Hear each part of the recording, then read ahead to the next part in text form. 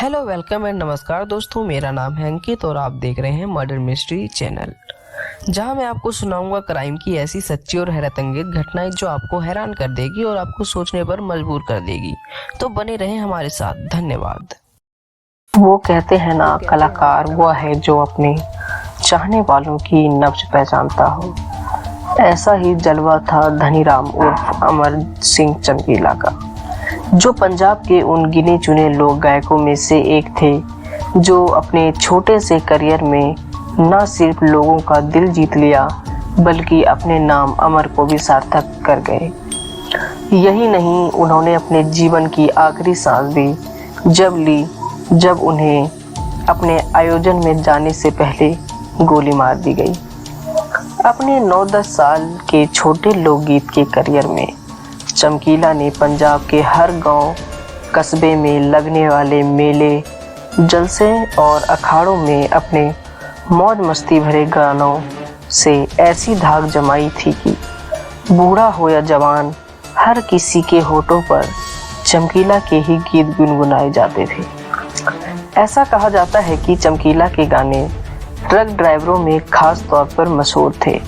कुछ लोग ऐसा भी कहते हैं कि चमकीला के गानों में अफीम का नशा था, जिसे सुनकर ट्रक ड्राइवर मौज में खो जाते थे और फिर निकल पड़ते थे लंबे सफर पर। कहा जा सकता है कि चमकीला के गानों में एक तरह का नशा था जो आपको अपने गिरफ्त में ले लेता था। चमकीला के साथ उनकी दूसरी पत्नी अमरजोत भी गाना गाती थी। अमरजोत चमकीला की सिंगिंग पार्टनर थी और हर गीत में, हर गाने में उनका साथ देती थी। ये गीत गाने जैसा नहीं था, बल्कि मुख्यतः चमकीला और अमरजोत के बीच में एक लयात्मक संवाद था। मतलब चमकीला गाकर कुछ बोलते या सवाल उठाते तो अमरजोत गाकर उसका जवाब देती, और जब अमरजोत कुछ कहती तो चमकीला भी गाकर उसका जवाब देते। सुनने वाले दोनों की गीत गाने के अंदाज को खूब पसंद करते और दोनों की खूब प्रशंसा होती।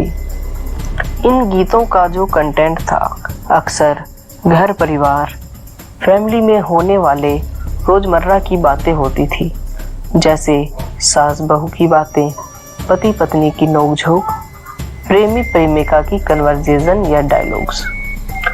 लोगों के बीच उन्हीं के हालातों और किस्सों को गानों में पिरोकर जब ये जोड़ी गाती थी तो ये गाने, ये गीत लोगों के मन में घर कर जाती थी, जिसे औरत घर का चूल्हा चौका और मर्द खेतीबाड़ी के काम करते समय गुनगुना लेता था।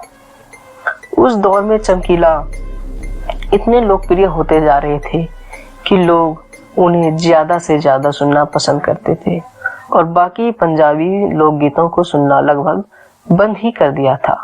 और शायद यही कारण था कि चमकीला को उनके बढ़ते प्रसिद्धि और फेम के कारण उन्हें जान से मारने की धमकी भी मिलती रहती थी। लेकिन वो इन धमकियों को अपने मौज मस्त अंदाज में हंसी में उड़ा दिया करते थे। कुछ लोग इस धमकी की वजह को दूसरे गायकों से कंपटीशन भी बताते हैं। उस दौर में चमकीला और उनके गाने इतने लोकप्रिय, इतने फेमस हो गए थे कि लोग किसी और के गाने सुनना पसंद ही नहीं करते थे।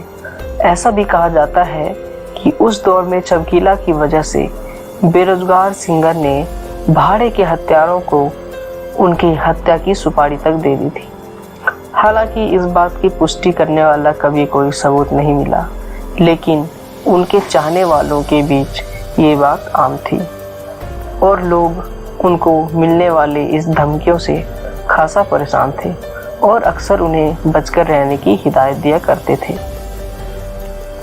इन धमकियों की बातों को ध्यान से देखें तो ऐसे बहुत से कारण थे जिसके कारण उन्हें धमकियां मिला करती थी और जिनकी वजह से शायद उनकी जान ले ली गई।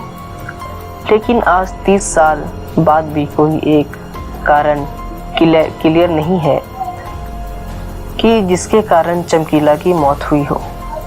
चमकीला की मौत के बाद ऐसी ही और थ्योरियां सामने आई, जैसे कि चमकीला खुलेआम डबल मीनिंग गाने गाते थे और उस दौर में डबल मीनिंग गाने गाना काफी मुश्किल का काम था।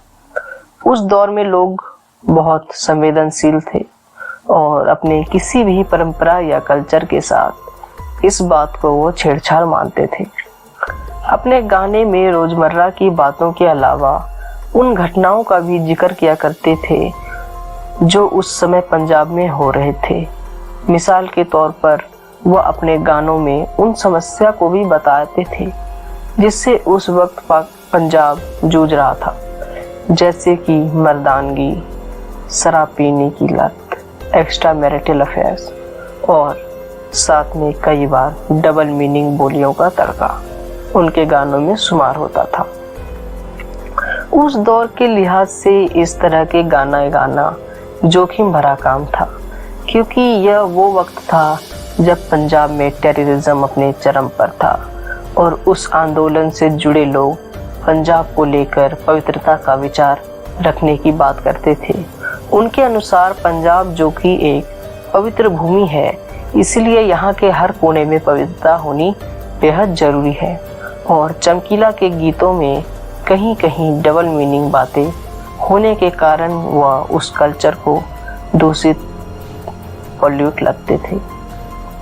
इसे भी पूरे सच से नहीं कहा जा सकता। यह शायद टेररिज्म के समर्थकों ने अपने धमक की आवाज़ को ऊंचा रखने के लिए ऐसी धमकी दी हो या फिर बात फैलाई हो, क्योंकि चमकीला ने कभी खुद पुलिस को इन धमकियों की रिपोर्ट नहीं लिखवाई थी। तो अगर चमकीला को सिंगर, म्यूजिक डायरेक्टर टेररिज्म के चाहने वाले नहीं दे रहे थे, तो ये धमकियां कौन दे रहा था? खैर, एक दिन जब इन धमकियों का सिलसिला थमा तो लेकिन धनीराम उर्फ अमर सिंह चमकीला और उनके साथियों के मौत के साथ तारीख 8 मार्च 1988 दोपहर के 2 बजे चमकीला अपनी टीम के साथ गाड़ी से महसामपुर पहुंचे और उनके आने के साथ ही लोगों में जोश बढ़ गया और महसामपुर के आसमान में चमकीला के नाम के तालियां गूंजने लगी। अनाउंसर उन्हें स्टेज पर आने की आवाज़ दे रहे थे। भीड़ से घिरे चमकीला लोगों का अभिवादन करते हुए धीरे धीरे स्टेज की ओर बढ़ रहे थे, पर तभी भीड़ को चीरते हुए मोटरसाइकिलों ने माहौल गरमा दिया। लोग अचानक भीड़ में घुटी मोटरसाइकिलों से हड़बड़ा गए थे। तभी मोटरसाइकिल सवार हत्यारों की बंदूक आग उगलने लगी। अमर सिंह चमकीला और उनके ग्रुप पर गोलियों की बौछार कर दी गई। दिन दहाड़े हुए इस हत्याकांड में 4 लोग मारे गए थे। अमरजीत सिंह चमकीला, उनकी दूसरी पत्नी और सील पार्टनर अमरजोत, हारमोनियम बजाने वाले और मटका बजाने वाले। कौन थे ये बाइक सवार? किसने बहाया एक कलाकार का खून? क्या वाकई किसी ने चमकीला को मारकर दहशत फैलाने की कोशिश की थी? जो भी अंदाजे लगाए, पर सच तो यह है कि 80 के दशक में लोकगीत का एक उभरता हुआ सितारा जाने किसके गुस्से की बलि चढ़ गया। अमर सिंह चमकीला को किसने मारा? आखिर कौन थे उनकी हत्या के पीछे लोग? बताएंगे आपको अगले वीडियो में। जुड़े रहें हमारे साथ। अगले वीडियो में देंगे कुछ नई जानकारी। जब तक के लिए सतर्क रहें। धन्यवाद।